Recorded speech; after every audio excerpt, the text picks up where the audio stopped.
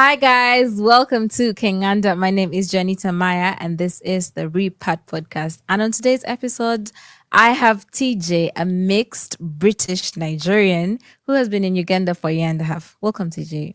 I'm glad to be here. Thank you for having me. Yeah, and I'm also joined by Mr. O'Shea Duke Jackson, coming in all the way from where? O'Shea, tell the people. Del Paso Heights, California, baby. 3800 block. Okay. You know what time it is. Okay, welcome to the podcast. O'Shea, take this one. Some of you guys may not know. I don't know if we can reveal this, right? But we have a particular group that we have. It's not open to the public, so you can't join it. Yeah. But it's a group, and TJ's in the group.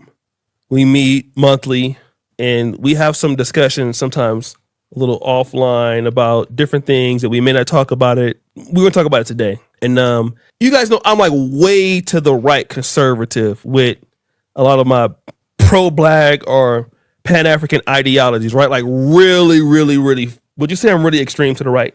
You're more right than me. Yeah, more right. So, and TJ, who comes from Britain, right? Which is a different experience than America, and also he's a white mother, Nigerian father. We're on the same path, but with different approaches. And so the idea that we want to talk about today is, can other groups who are non-African, non-black assist in the development of Pan-Africanism, or should those people be excluded from the group completely, not being invited and things like that? And so TJ feels differently than me, right? So I didn't know it was about Pan-Africanism. Let's just say the development of Africa. okay, So if it's about Pan-Africanism, I'm not sure I can... Speak on that. I'm not sure I'm great at understanding exactly the definitions of Pan-Africanism and all that. But if we're just talking about development of the continent, then my view is there are native African elements that are actively destructive for the continent. okay, First of all, we should start there if we want to improve the continent. right, Should take responsibility for the things we can control, we can change, we can improve. right, There's always going to be these outside elements that want to come and take what's yours, take advantage, and Africa's had plenty of that right, over its history. So with that being said, if we can get ourselves right, if we can be efficient, we can be on point, we're not cheating people, we've got a vision, we're professional, we're on time, we do things right, we have contract law, we have where property the law actually works. everything works. Those institutions, right? Then it shouldn't matter if whoever comes to do business with us, Right, because we just set the terms and we determine if those terms are good for Africa or not. The problem we have at the moment is that the people that come and interact with Africa may or may not have our best interests at heart. right, Yeah. And they know that if they can just get in with this person or that person, they can just come and do whatever they want. And it doesn't have to be in the interest of Africa. It just has to be in the interest of that person. So before I start blaming them, I think it starts with having the proper attitude, the proper defense, the proper stance and self-respect of Africans on the continent. And then if someone has a great idea and great value that benefits us or mutually benefits us, why not? It doesn't matter where they're from. As long as it's good for all of us and everyone wins, let's go for it. Welcome back to Breakdown Friday. Joseph Ward, Patrick Irvin, Professor Carl Tone Jones, and we're here jumping into this discussion that I found on O'Shea Duke Jackson's Kinganda YouTube channel, and I'll put the link to the full discussion in the description. And remember, for this video, remember to like, comment, subscribe, and share this video.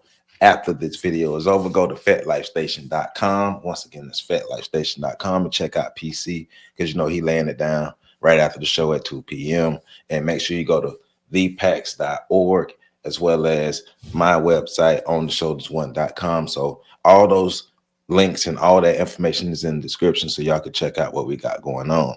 But this is a discussion about whether non-Africans, or specifically Europeans, Asians, other groups of people who've been foes of African people, whether these people should be invited to the table to help uplift and bring Africa into prominence. One of the first things that pops in my mind is we want to do business with the people who are responsible for Africa being in the turmoil that it is, because I hear what he's saying about Black people or African people needing to fix their situation first before we can invite others to try to uplift Africa or redevelop Africa.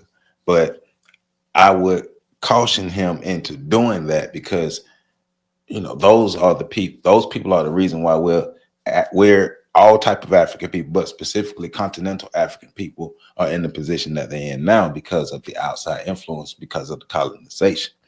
And so this is just the first part of this conversation that we're going to get into. You heard what the gentleman has said so far. Pat, man, what are your thoughts on what's being discussed so far? Should non-African people, should whites, should Asians, other groups of people who formerly been foes of African people, should they be invited to the table to help redevelop Africa? Oh, that's kind of a loaded statement, because like so many terms need to be defined, even in terms of like what Buddy just said, right? When O'Shea presented the question to him, you could tell like whatever conversation they was having previously, he was thinking, he was thinking something different than the question that was just posed to him. And so it seems like when we're talking about it, are we talking about Africa, the land, or are we talking about Africa or Pan-Africanism as like a cultural identity? Because if we're talking about the physical land that is the continent of Africa, then I think that's a very different conversation. And I think the people that live on the land should be the ones primarily driving that conversation. If we're talking about Pan-Africanism as a cultural ideology, well then, now we have to define like what is a Pan-Africanist, and can somebody that isn't necessarily from the continent be a part of that group? Because we're talking about having group conversations. So how do we determine who's in the group? Because somebody in Nigeria might be offended that 3 Americans are having conversations about how to develop continental Africa. So go ahead. I'm sorry. Well, to be clear, this is going to be 2 separate conversations. So to be clear with that, because Buddy did switch it up. So that's why I wrote down 2 different things. I wrote down, because we are going to deal with should white people be a part of, Pan-Africanism itself, the ideologies, but right now, just the development of continental Africa. I agree with what you said. I think it's a game. It's a dangerous game to play, going into business with people that have kind of helped usher you into your current conditions, especially if you don't like those conditions. Right. It's kind of a dangerous game to play. So if I were advising somebody on the continent of Africa on what I think they should do, I would tell them, I don't know that it's in your best interest to do business with these people. I don't think that's a smart decision, given their historical track record, their cultural track record, their current modern day track record. It doesn't seem like it's a good idea. And I don't care which one of the pale faces you choose to interact with. They all kind of have similar outcomes. So, then you also had it, the part of the conversation becomes, well, what about the pale faces that currently live on the continent? Do they get a say? Like, do they get to partake? And so I would definitely agree with you. I would caution them to be very, very careful when it comes to doing business with people that have a track record of shady business dealings. Yeah. I mean, because it's the way he reframed it in his posing it. So African people have to get our stuff together to be in a more powerful position to actually be a viable player at the table when you're looking for resources and alliances. But to what he said specifically, he didn't give specifics.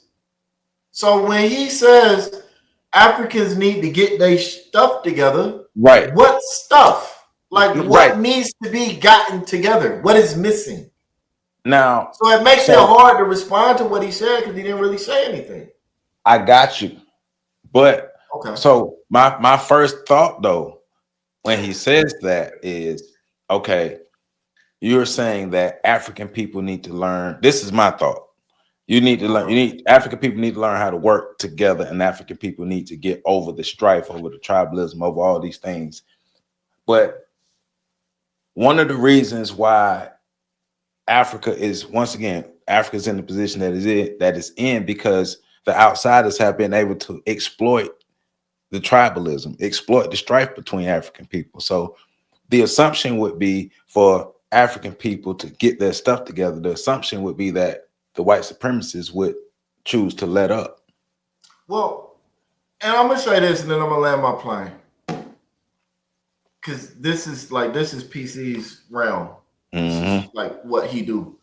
So, I'm gonna say this. Even that view that we have is we have to be careful about espousing that view, because that is in and of itself an outsider's view. If y'all would all just come together, then y'all wouldn't have that problem. Well, you haven't dealt with the things that we've had to deal with. Right. So it's easy for you to overlook all that and say, well, y'all are all one people. Y'all need to just come together. It's a whole lot different when it was your cousin that got into a situation with your other cousin that caused your grandmother to feel this way, that caused your nephew to feel that. It's a lot different to merge that when you're in the midst of it. So I would just say, for those of us that think like that, I'm not saying they're wrong. I'm just saying acknowledge it. That is still an outsider's perspective. And then you have to begin to wonder, well, how much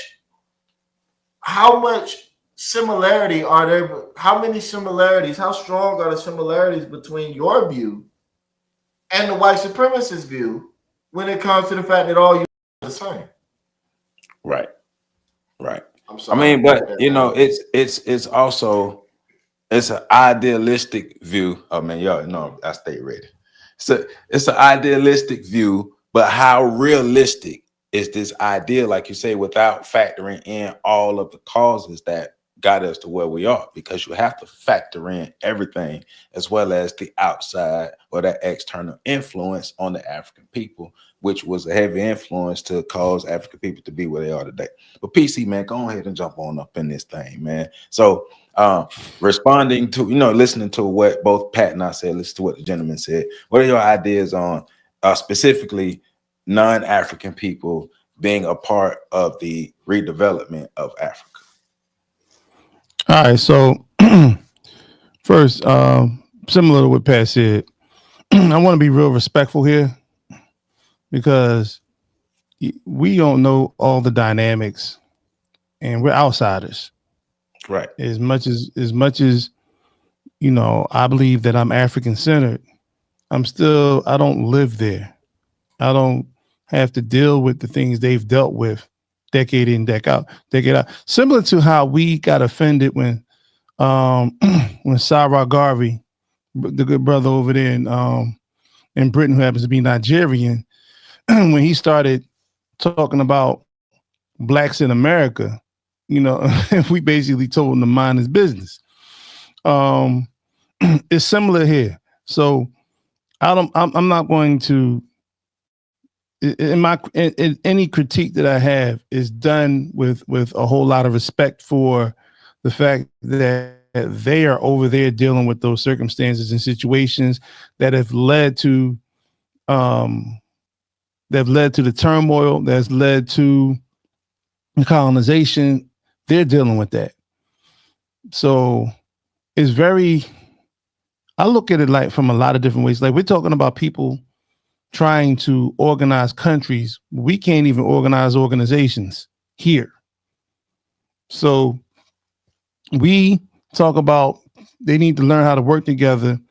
We are in predominantly black cities. We can't even get our city council members to respect us enough to pass policy for us, nor can we get the other people who are affected by this policy to see past the vote blue no matter who. So when seeing like the circumstance that he brought up,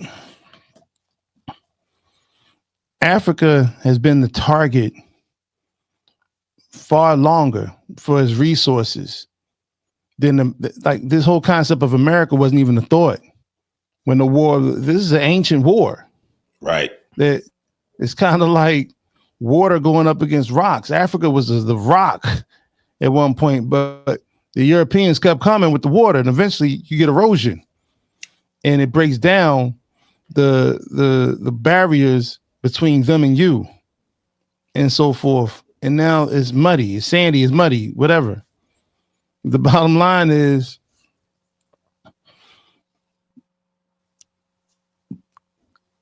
I'm with Pat on this. I would strongly have our brothers and sisters over there examine the prior relationships with the Europeans and whoever is coming in, because nobody's coming there just because. Now, one of the things the brothers did say was get the best deal for your country. I agree with that. But, you know, Africa was so colonized that when they had their liberation struggles and won, they still had to reach out to Europeans to come in and help them organize the infrastructure of their countries, which is kind of how it got to where it is right now. So you look at Ghana, for instance. Ghana is the greatest, from what I just read an article about Ghana being the world's largest, or they're having the largest deposit of gold in the world. But they only own the brothers and sisters in Ghana only own less than 2%. They have to buy the gold from Western nations, predominantly in Canada and the US.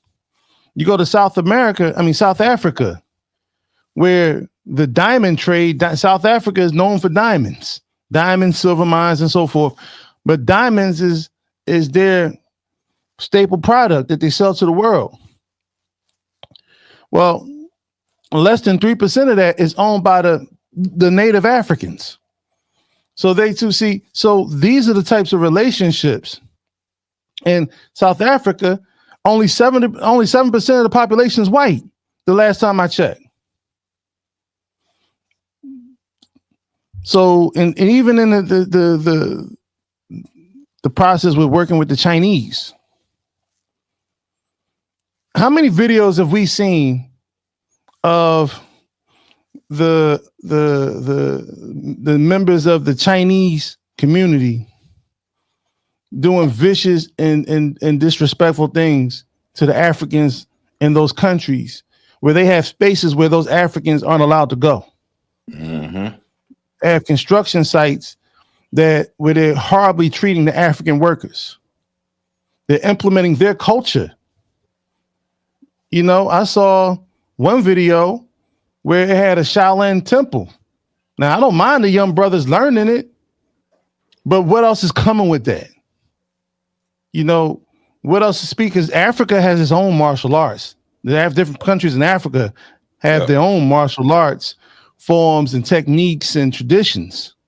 Yep. So, and the last time it got to this point was the Berlin Conference. We saw how that worked out. You know, and the notion of all of Africa being on the same page, there's never been a time in history when all of Africa was on the same page. Right. They might not have been at full war with each other, but they were different tribes, different chiefdoms, different countries operating differently. They were able to weave and intermingle languages and so forth so they can communicate. So, you know, I'll land my plane there.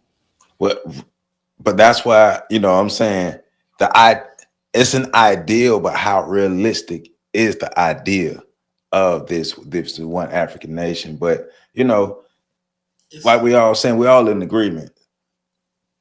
It just don't sound right to want to put yourself in a position to do business with the people who've been having you messed up for the longest. But let's continue. Let's listen to. Well, hold on, Joe, because I wanna what you just said, because I know you've asked that question twice now about how realistic is it, and on that I'll take a pretty strong stance. Not only is it unrealistic, but it's childish, immature, and dangerous to have that view. Elaborate. I mean, this PC put it pretty. He used a pretty good metaphor, a pretty good way to frame it. We said we're trying to organize countries, and we can't even organize organizations. You know, I'll do you one better. Most people I bump into can't even organize their own thoughts. Right. You know what I'm saying? So the concept of organization is in and of itself a complex and high level task, activity that most of us can't even do within ourselves. And so when you're trying to present this idea of unity, a unified front, we're all on one page. What you're talking about is essentially the epitome of organization to the highest level. And then even to that, we got to understand a lot of these people, when they're saying on one page, they're not even talking about unity. They're talking about uniformity. Yeah. They're talking about no differing opinion, no difference of thoughts, no difference of viewpoints or perspectives. They're talking about the ultimate extreme of an activity that most people can't even do to a minimal degree within their own lives, within their own heads, within their own minds. And so, go ahead. I'm sorry. A total amalgamation of ideologies into one total ideology that will help move them forward. Right.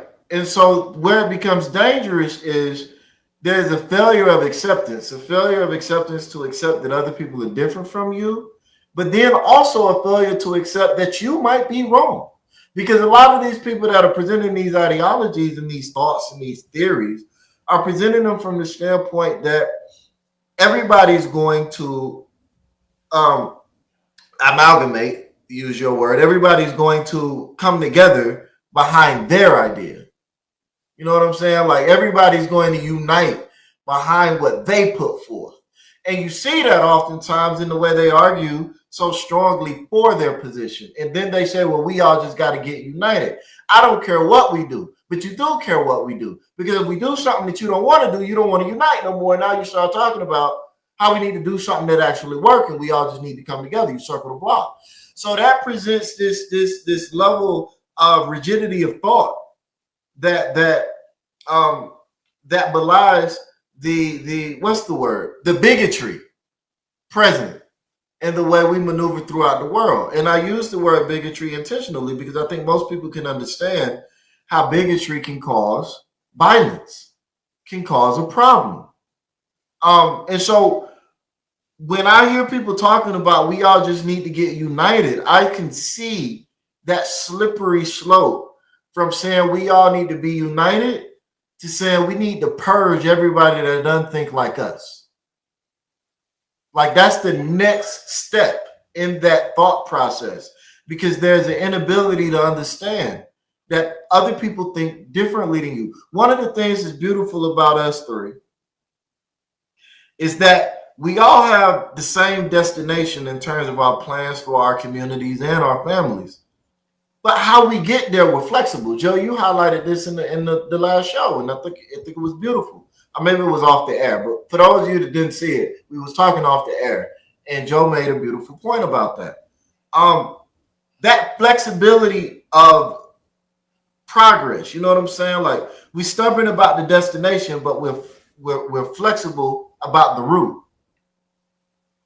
That perspective doesn't really present we just all need to get united as a solution to the problems inherent in separate groups. Right. That is not a solution that somebody presents when they think like that. What you hear when people think on that level is you usually hear them trying to get people together to examine ideas. What are your thoughts? What do you think? What's going on over here?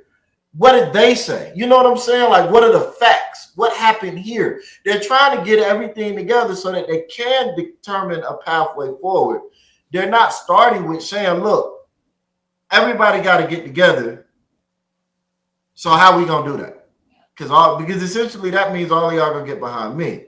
And so is there an answer in there somewhere? Because at this point, I feel like I'm rambling. But I think just to a quick point to that, though, you know, if you have a group of people who are uniting under one idea, under this, you know, this idea of unity, but they haven't fixed the issues within their own nation, their own communities, it'll be easy for them to, like I said earlier, to become a part of this new culture, to become a part of this new thing, because they have no real structure where they are. And especially if this over here seems to present them something better, they'll just transfer over. So they will lose who they originally are. And then the dominant culture still win. Look at what just happened at this last election here in America. If you were black and you didn't vote for the Democratic Party nominee and so forth, right, you were pretty much ostracized in here. There were people literally wishing deletions on black men because it was asserted that black men was the reason that their particular candidate of choice didn't get into the office. Imagine had they had the capability to go further with that. We've actually seen that in Africa. The whole concept, the whole thing with Rwanda, the Liberian Civil War. We've seen that happen. You know, people pulling up in trucks and machetes and just hacking an entire town, you know, because you're on this particular, they take the political parties a lot more seriously, the alliances a lot more seriously than we do here. We saw the xenophobia in South Africa, you know, when the Northern Africans were getting thrown out of their stores and getting hacked up on the streets. So this whole notion that we can just let all bygones be bygones. Are you kidding me? But it's easy for somebody, because this brother's an outsider.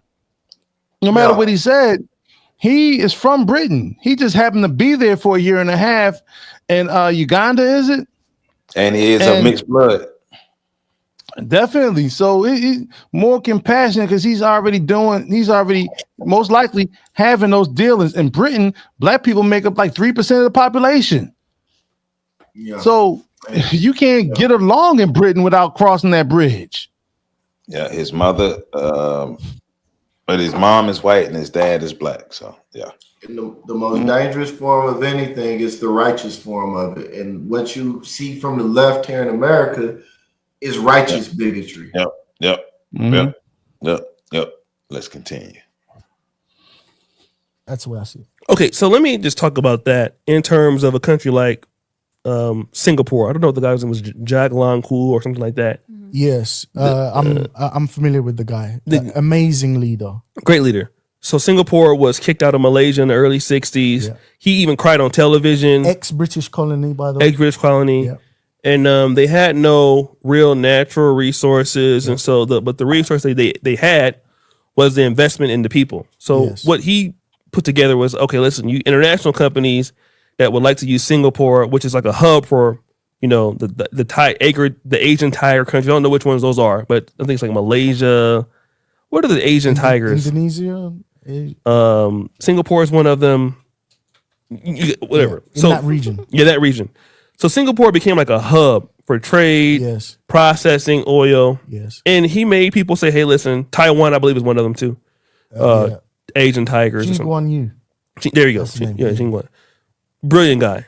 And his people benefited from the skilled labor. So did Taiwan, something very similar.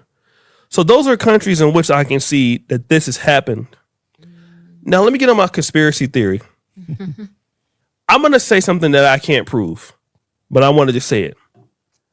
I don't know if, and I can't say that we haven't had African leaders who were like this guy, because I'm pretty sure that we have. But would the whites ever take such a suggestion? Has that been put on the table? Even when I see these countries that have these sovereign wealth funds, for example, you see Saudi Arabia has one, Norway has one, well up within $1 trillion. Do you think that what I'm trying to say is, would that same level of parity be given to Congo, would we expect to see that same level of parity to be given to Nigeria? When you see countries in Africa developing, no shot at Rwanda, but would Rwanda be developing at its rate if it was the Congo? I don't think so. I believe because Rwanda doesn't have the resources and it's not as much of a threat as the Congo or Nigeria, so it's still stable. No, I can't prove. So before we get to, at least especially that latter part, one of the flaws in this discussion to me is, especially when you bring up the example of Taiwan, one of the flaws in that is you're talking about the redevelopment of a country versus the grand scale of a redevelopment of a continent. And going back to what we were saying earlier, it's easier to get people in a country under specific governance on one page, because we can see most of Black America vote Democrat, right?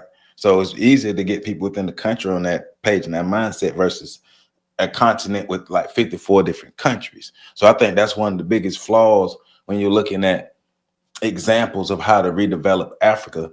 How do you redevelop a continent?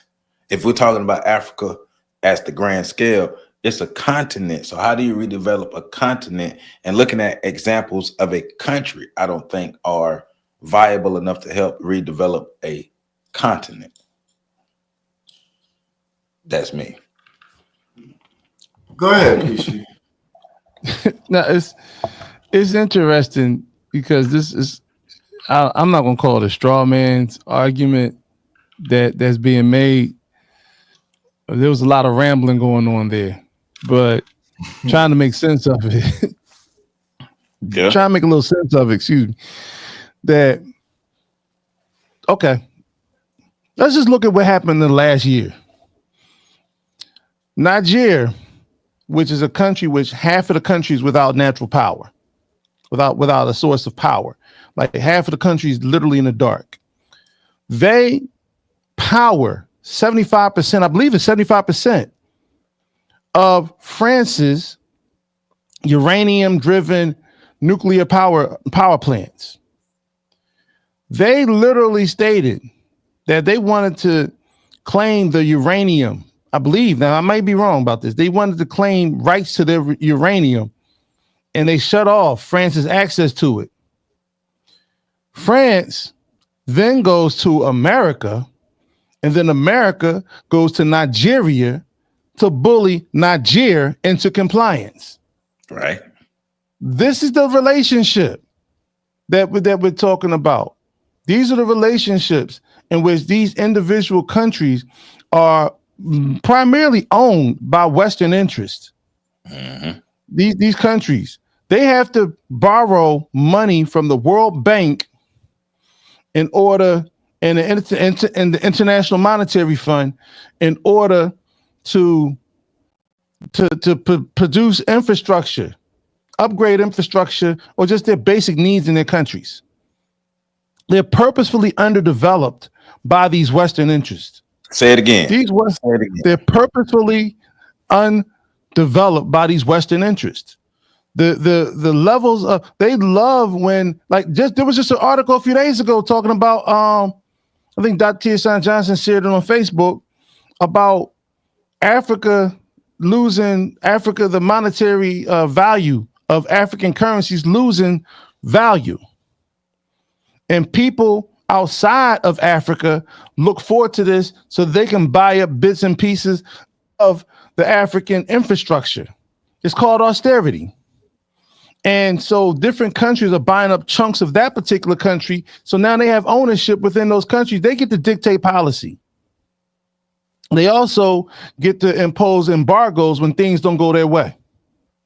When France was told that they had to leave a lot of the countries that they had colonized over the last 25 years, one of the things those Frenchmen did and French ladies did was rip out all of the electrical work, and they practically internally demolished all of the buildings that they were working in, and left them with now. So if you're not producing the coils, if you're not producing the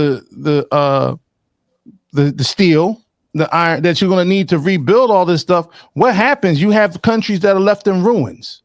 Then you got a situation where one of the reasons why the war in Ukraine had such an impact on the entirety of the globe in terms of the finances is because Ukraine is basically the wheat power base of the world. Like 40% of the world's wheat comes from Ukraine. African countries have treaties where they're not allowed to produce their own wheat. So they themselves have to buy and purchase their wheat from the Ukraine. Like he was talking about Zambia not having the natural resources. Yes. They don't have access. And you think about the climate. It's the perfect climate to be bountiful, in terms of produce and vegetables and being able to feed your own people. But these countries want to maintain superiority over the African nations. And this is why when you say go into business, the colonizer only knows how to operate from the position of being a colonizer. Right. Those who have been colonized don't see themselves equals at that particular table.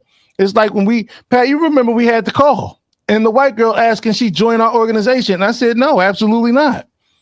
Because you join an organization, you just like you came into this conference call on this podcast that we were doing, just like you came in and you started trying to assert yourself as a voice that needed to be heard.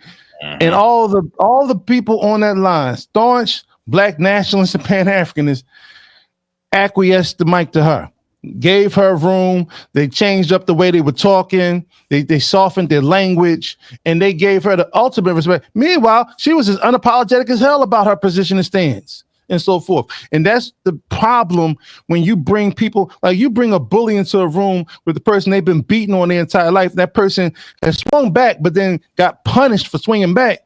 And then you say you're going to sit at the table and negotiate a fair deal. Do you honestly think either one of them are capable of that? And we're not even talking about the fact that countries like America, France, England, and Israel, how they go into these countries and they send their economic hitmen in to force the leaders or push or create leaders, in terms of putting them in position to run the country as long as they make favorable deals for the countries they represent. They show up with a suitcase full of money and they show up with a bullet in the other hand. They said, one of these can be for you. You choose. Yep. And this is why you have such chaos and such turmoil in these countries, is because when you put these people in these positions, the people that are affected by this see this. And then it creates, there's no balance, and none of this is done in good faith. So I'm gonna land my plane right there. Well, and building off what you're saying, that's why I like the second half of this. That's why in addition, I don't think that any group of people who colonized us were an enemy to us or a traitor to us, sold us out. They should not be at the table and helping us redevelop anything on any level, especially ideology wise, when we talk about Pan-Africanism, because just everything that you mentioned, and it's the history, it's the continued history, the continued actions. And to me, I don't care how powerful we would become if all of the African diaspora became powerful. You still deal with your enemies from a distance. How many times do they have to show you who they are before you believe them? Why are we always so welcoming? Why do we? But also another part of this is almost as if the idea is we need the colonizers to help us get to where we need to be. And they should not have any part in structuring anything in any direction that we go at all. The exact opposite of this was the Bandung Conference in 1955. believe from 54 to 55, in which you had Asian and African countries come together, and the one thing they excluded was all the Europeans. And this was a powerful movement, so powerful that it tied into the Pan-African, the Pan-African focus of Malcolm X. His plans for reigniting Pan-Africanism was based on the outcomes of this conference. And if you noticed, when Malcolm X was assassinated, so were a lot of the leaders of those countries at that particular time. Within the 2-year period, the majority of those leaders were also assassinated because of what they were trying to build without European impact. Right. Because if you are a threat, they would deal with you as a threat. If you are not, because I do agree with O'Shea when he's saying that about juxtaposing the Zambia and the Congo. If you have the potential to be a threat, you will be dealt with differently versus when you don't have a potential to be a threat. But the problem with, and I agree with what he's saying in terms of the threat analysis. Right. But the problem is when you're looking at the continent, and it goes back to what you said earlier, Joe, when you're looking at a continent and you're trying to figure out how do we develop a continent, it's never been done because it is an unnecessary complication. You don't need to develop a whole continent. One, it's an impossibility. But two, it's unnecessary. Africa is the second largest continent on the planet. It's got over 50 countries on it. It's got countless different land masses and biomes and all kinds of other things. You can't go into it looking at it as a continent. The question isn't how do we develop Africa. The question is how do we develop Nigeria? How do we develop South Africa? How do we develop the Sudan? How do we develop Morocco? How do we develop these individual countries and the resources that they have? And then how can we develop a relationship between these countries where they can then use the resources found in each country to build each other up? So how do we develop an intercontinental trade system?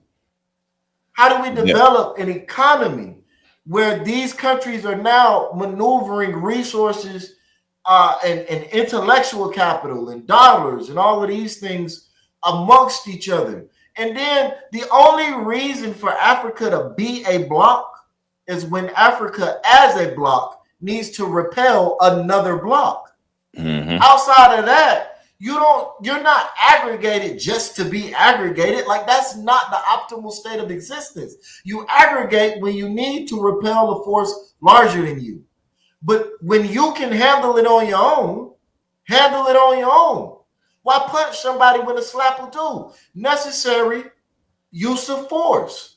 And so I think that's one of the things that like in the conversation that keeps getting broken is we truly do fail to understand, like when we say Africa is a continent and not a country, I don't think we really understand the depths of what is said with that statement, because when you hear us then start talking about, well, what needs to happen in Africa, you miss all of the trees in the forest. You miss all of them. And you just say, well, we just need to set a forest fire and burn the whole land up. Well, no, we don't. It's just one small. Like, what are we doing?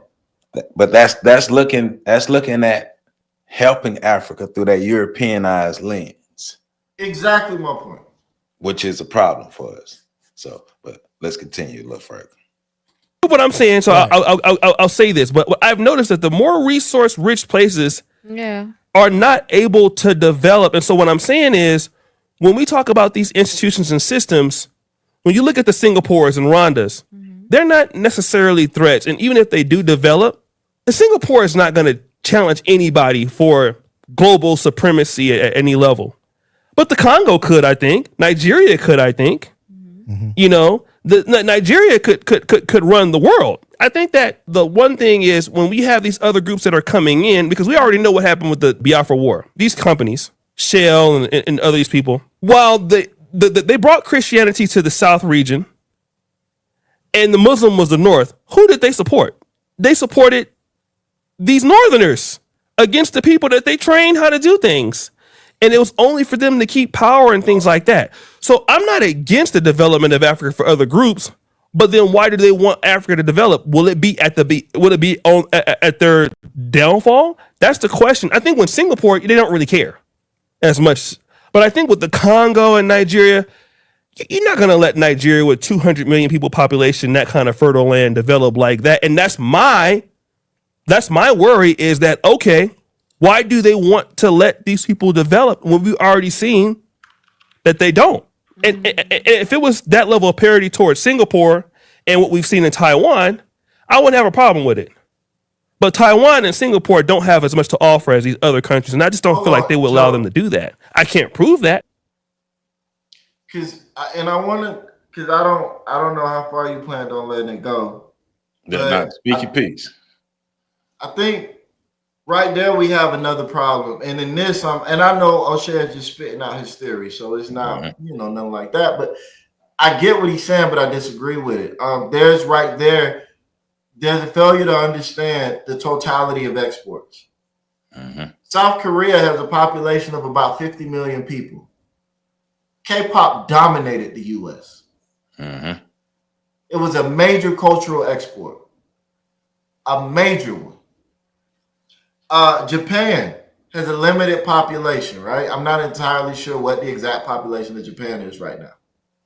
Anime is currently dominating the world. Yeah. It's a major cultural export. The black community don't really produce no physical resources, but hip hop is one of America's major cultural exports, and it has dominated the world. So I think in here, we got to change our lens a little bit, because cultural exports are ways to shape society, ways to shape the world. And people very much do care about that. They very much are threatened by that. We see that in America with the way they responded to hip hop in the 80s and 90s and the 2000s. They brought it up. Yeah, we see that all over the world with the way WhatsApp is not anything mined out of the country, not WhatsApp, TikTok. It's not anything mined out of the country, but America and several other Western nations are looking at it and they're like, China's gaining too much power, too much control over our citizens through this app. So I think in that, O'Shea, his thinking is just kind of limited in that he's just thinking about resources in terms of what can be mined. And we exist in a different world nowadays. Any country can become a threat. And thus, I think all countries are assessed for their threat value. The reason Africa is not assessed as a threat as a continent is because you look at, what is the major export of various different countries on the continent?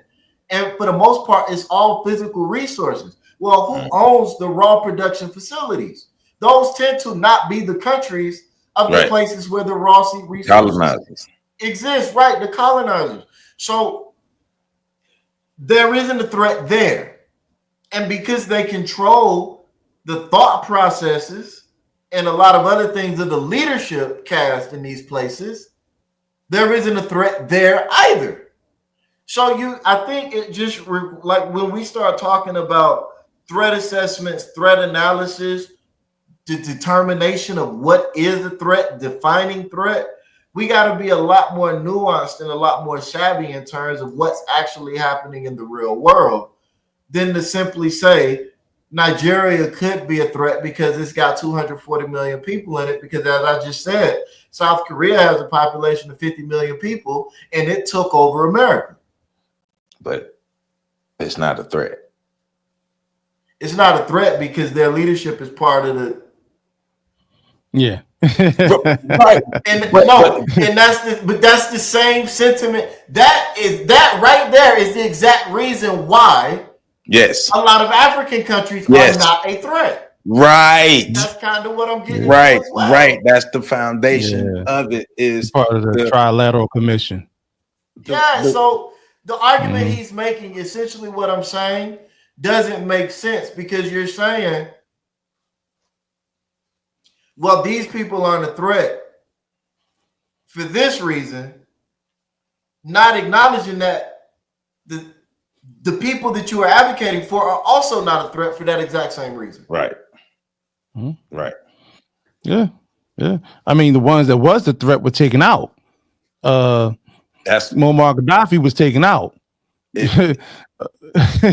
If you are a threat, you will be treated as a threat. Yeah. Yeah. You know, the whole talk of the gold dinar. Not only did they take Gaddafi out, they went after his gold. They went after his bank. They went to his vaults after that. And which speaks to more so like the economic hitmen and the way they operate. But it also speaks to the fact that this is a very nuanced situation. It's a very sophisticated thing that just can't be broken down. And I know people like to take stabs at it. And shout out to O'Shea, you know. They like to take shots at this, and I'm glad he's bringing him having this conversation allows us to have this conversation. So shout out to them for this. You know, the thing that, and I wrote a few things down. Hold on. Okay, I think I covered some of those things. What would make them a threat is if they were able to build their armies. Like, what does their military look like? What is their tech, you know, their influence on tech, and what does that look like? What can they get from that in terms of being that? Because that's when you become powerful enough. When you're powerful enough to protect it, then you own it. But if you're not powerful enough, and they can send the French Foreign Legion in, then you don't own. You're not a threat. If they can send agents of MI7 or the CIA and have them or their third party military operatives like Blackwater, they could just send them in to dispatch. Or, you know, I mean, did we not forget over the last few years there were over 7 African leaders that were assassinated, taken out over this past time? You know, like this is the stuff that we're talking about, and it even extended here to this region. Kenya is sending armies in. Has been asked. I'm not sure if they actually went through with it, but to go to Haiti to help restore order there. Well, who's operating? Who is man? Who told Kenya that they should be able to do that? You know what I'm saying? This is why, well, like I said, I'm just glad we're having a conversation, and respectfully, because like we said before, this is for those who are on the continent and those particular countries. This is their issues to sort out. Right. You know, this is for them to sort out, and looking at it from and we gotta say a Western lens, it has nothing. We really don't have the full grasp of the and scope of what they're dealing with over there. Right. I know my angle of this though is just be diligent about everything that they're going through, but also I don't think that they should do business. Of course, don't listen to me. You don't have to listen to me because it wasn't seeing my little Western lens, but I would caution in doing business or even wanting to do business with the people who put you in the turmoil that you're in the first place. You know, not telling nobody what to do, but just looking at the enemy like, No, Joe, no. We're telling y'all what to do. Get mad. Leave a comment and tell us how wrong we are. Absolutely. Do what we say because we know what's right and what's wrong. Right. We play a little bit more of it. Okay. But I believe that. I think there's always the possibility that there is truth to that kind of conspiracy. Yes. And I see it as a level, like, I don't know where the line is of destabilization and things like that. Right. But ultimately, every country is looking to increase their position on the global stage. Yes. Okay, so everyone's jostling for position, and they make alliances with those that they feel they can benefit with or not benefit with. So with Singapore, they've made ironclad contract law. Finance, it attracts finance, Yes. and they totally eradicated political corruption. Yes.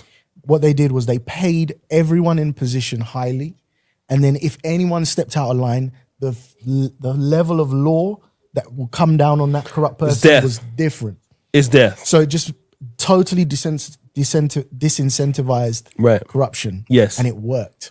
And now the global West have a gateway to to Asian financing through Singapore. And that means that they're so useful and so valuable that they attracted all of that business. Now, we mentioned Rwanda. Paul Kagame has openly said he's trying to model Rwanda after Singapore. Yes. And he should be able to do it because there's so many similarities. They're both small. There's resources all around. They're both dictators. Yeah. I'll leave that for other people to think about. Now, there's a book that I've read that is not the most enjoyable book, but I understood about it helped me understand just how complex some of these problems are. It's called The Mystery of Capital by something DeSoto, I can't remember his name, but The Mystery of Capital. And it explains how the inability to have ironclad property law means that so many other things in society can't develop. So the countries that are developed essentially have ironclad property laws. Yes. And the countries that can't develop don't.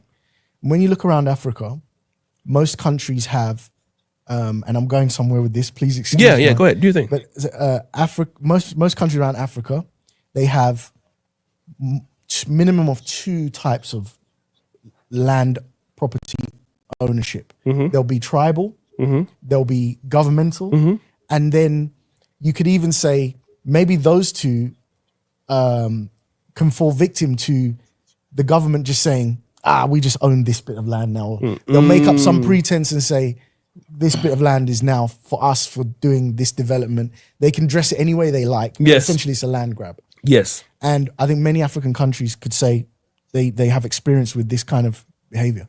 So what it means is that your local farmer, your local businessman, your local whoever can't go to the bank and get equity on loans off that property because the bank just sees it as like the government could take it away, or if your tribal leader has a dispute, that land could be taken away, and becomes so that in the US or in the UK or Singapore, those types of laws are so ironclad that the bank will loan you the money, right? So that then you can buy a second farm, or you can make that farm have more output, be more efficient, and then your wealth grows without you having to spend a generation building without financing step by step. Yes. So, but you can't move forward with those ideologies without factoring in the history of colonization, because the examples that they're using, Singapore, the United States, Britain, they're not structured the same way these African countries are. And the African countries that you are talking about,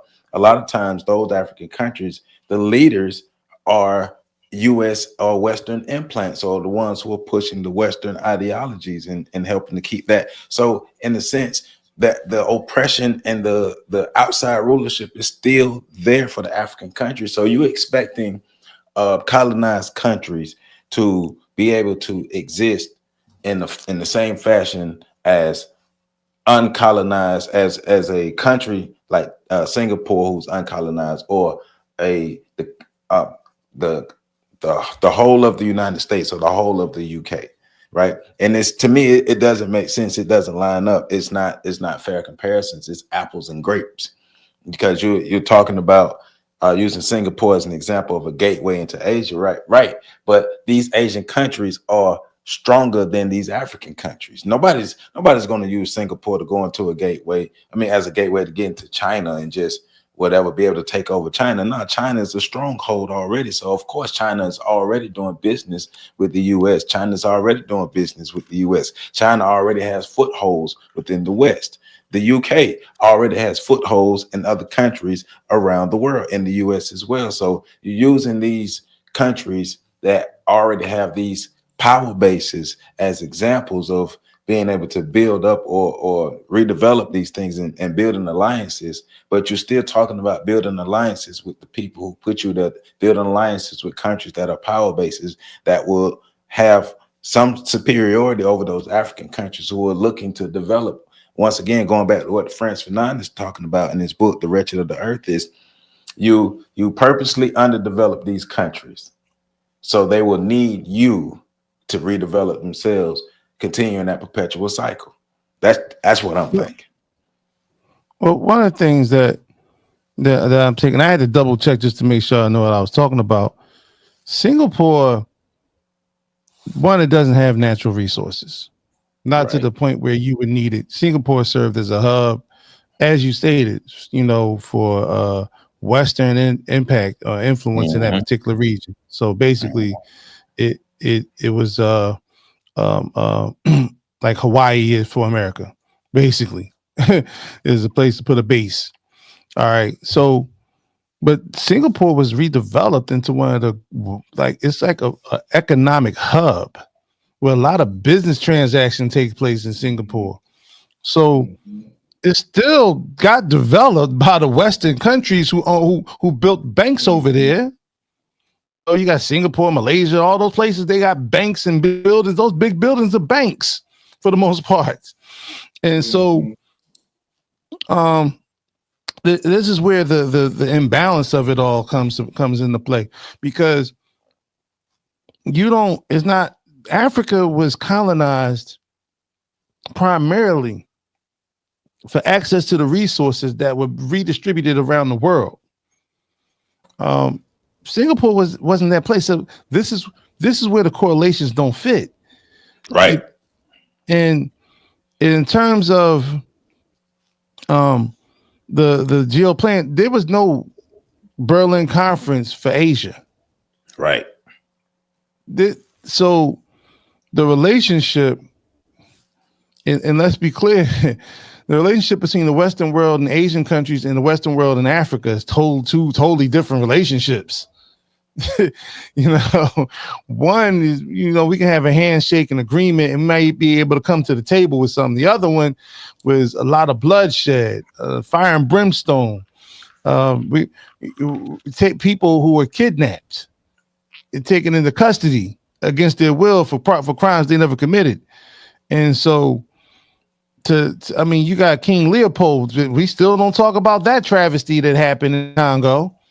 Right. And all of this stuff that's not been put to bed. It hasn't.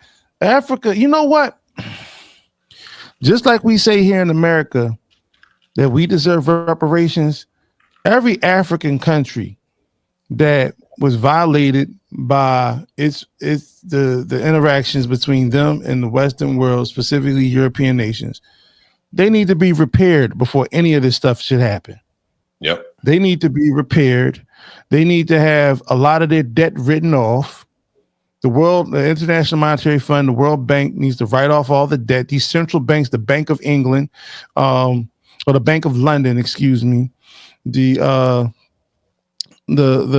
all the other banks that conform to the centralized banking system we have here in America, they all need to write off those debts. And I know they would lose their stranglehold over that. Now, as a person who lives in America, that'd be a terrible deal. We already talk about the cost of living now. You wouldn't be able to afford a loaf of bread if all that stuff took place. Considering all the things we get because Africa has been commoditized. But that would be fair for the African countries. And so, you know, I think, and I agree with I think, like, you have to be aware to acknowledge your cultural blind spots in culture conversations like this. And I think they're focused on Singapore. I think somebody's probably reading a book about Singapore and they just want to talk about it a lot. Like, that's how it comes across to me. Singapore has got a lot of good things going on with it, and I'm not knocking that. But you can't really compare what's going on with Singapore to what's going on in another country unless you can really lay out why the comparison makes sense. I also think there's an interesting thing when you start talking about corruption and all of these other things. With, you know, you have to make some differentiations there too, because there's a difference between a multicultural country like America and what is largely considered to be a monocultural country like Finland or Denmark, countries that regularly rate very high on the low corruption scale and very high on the equality scale and very high on the quality of life scale. And anytime you get a bunch of people together and all those people are similar, well, it's really easy for them to get along. Right. So it's hard to make those types of comparisons. And when you look at the various lists that come out for countries, those countries tend to be at the top of the good parts of the list. So I think Singapore is one of those countries, but Singapore is also, you look at the nature of Singapore, like PC said, Singapore has become a hub of business and trade and travel. And a lot of people go to Singapore to take advantage of the natural resources that they do have, which is, I don't know how to say this in a correct way, but it's largely their women. Yeah. Like, if we're being real about it. So they do have a natural resource. But it's also interesting that they rank very, very well in terms of human rights violations, but everybody's going over there to take part in their women. So it's just, you begin to have these and all of these things come into play and then that's culture. Because while to me, as a black man in America, that might not be a great look to somebody in Singapore that's born and raised in that culture, they might be okay with that. Who am I to say that that's wrong? So I think when you start having these conversations and comparing, you just have to be careful about the comparisons. And it's hard to compare what's going on in Africa to what's going on in Asian countries, when those Asian countries tend to have more of a power base rooted in the modern world, where they can push back and they can fight back and they can you say whatever you want to say. If he get froggy over there in Singapore, it's Big Bro right next door. You know what I'm saying? Like, we get into some shit if that's what you try to do. Right. So I think that's a whole different dynamic when you're talking about like Ethiopia or Eritrea, and you're like, yo, yeah, we can get into something. Man, get out of here. Get out of here. Get into what? Right. But that's but that's a better understanding of the world and how the world works, but also a better understanding of how white supremacy actually works, but also the other groups of people who are vying for supremacy.